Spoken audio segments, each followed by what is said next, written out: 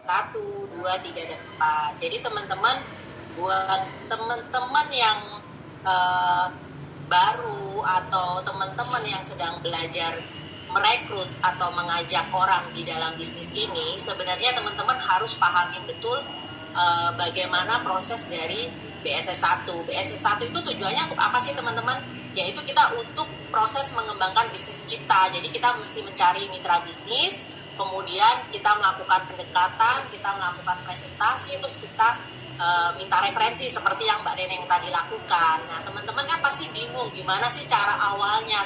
Seringkali kan beberapa BI yang sudah kita ajak untuk join di bisnis ini bingung kan caranya gimana. Nah, saya biasanya memulainya seperti ini teman-teman. Ketika saya nih bertemu kepada mitra bisnis saya, misalnya contoh kepada seorang, saya tanya dulu biasanya teman-teman, kata pembukanya seperti apa, bapak atau ibu sekarang tuh bekerja sebagai apa, karyawan atau bisnis atau ibu rumah tangga, biasanya saya tanya seperti itu. Kalau misalnya yang paling gampang contohnya kalau seorang karyawan, itu kita kan gampang aja bisa tanya gini, kira-kira income bapak atau ibu sekarang ini cukup nggak untuk memenuhi kebutuhan sehari-hari, mau nggak punya backup income. Nah, biasanya teman-teman kan kalau seorang karyawan dikasih gambaran punya backup income kan pasti senang ya.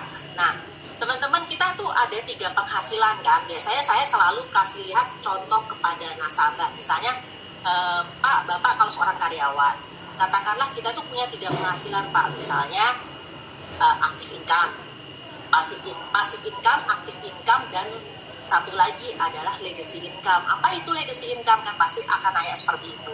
Nah, sekarang kan kalau misalnya dia seorang karyawan, kalau seorang karyawan kan berarti dia adalah passive income. Karena saya bilang gini, bapak sama ibu kan bekerja itu digaji dong, ya kan, tiap bulan misalnya gajinya katakanlah 10 juta. Pertanyaannya, kalau bapak seorang karyawan, pernah nggak terpikir punya kenaikan income sampai 50% dalam 1 tahun? Kan nggak mungkin ya.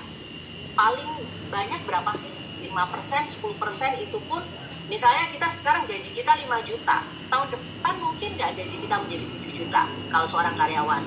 Nggak mungkin banget kan? Nah, itu berarti passive income. Nah, ini saya analogikan kalau misalnya kita seorang BI itu adalah passive income loh teman-teman. Ini bahaya banget. Artinya apa? Kalau seandainya kita hanya jualan pribadi, kita tidak mengembangkan jaringan, kalau ketika kita sakit, terus kita nggak jualan lagi, kira-kira income kita stop nggak? Stop kan teman-teman? Nah, ini yang namanya passive income. Saya jelaskan kepada calon mitra bisnis saya. Nah, kalau active income contohnya seperti ini. Bapak Ibu, misalnya Bapak Ibu itu sudah punya aset. Aset contohnya punya apartemen atau punya restoran atau apa gitu ya. Apartemen itu Bapak sewakan atau rumah Bapak sewakan kan terima uang sewa. Nah, uang sewanya itu adalah sebagai passive income.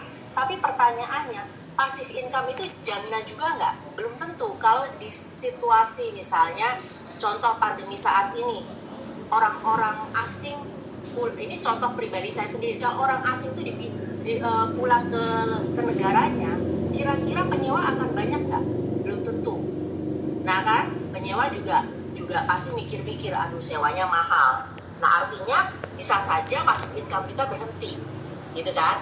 Nah, ini beda kalau legacy income yang bisa diwariskan. Biasanya saya seperti itu yang saya lakukan ya teman-teman. Ini contoh screen-nya seperti ini nih teman-teman nih. Saya kasih lihat.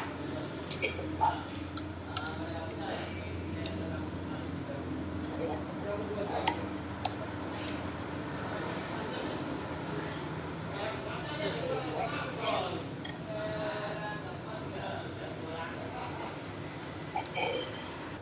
Jadi saya suka melakukan, kelihatan ya? Halo? Kelihatan.